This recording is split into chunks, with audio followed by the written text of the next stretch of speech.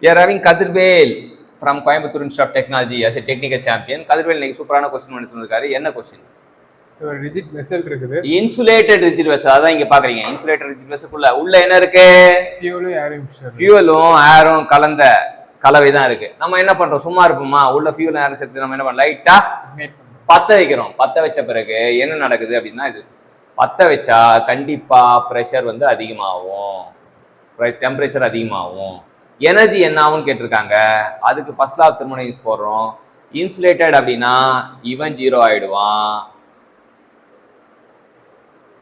Q வந்து 0. ரிஜிட்னா W 0 ஆயிடுவான்.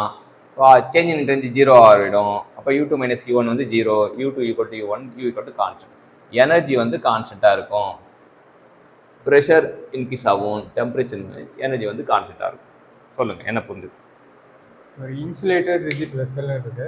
ஸோ இன்சுலேட்டட்னா Q is equal to 0, ரிஜிட்னா W is equal to 0.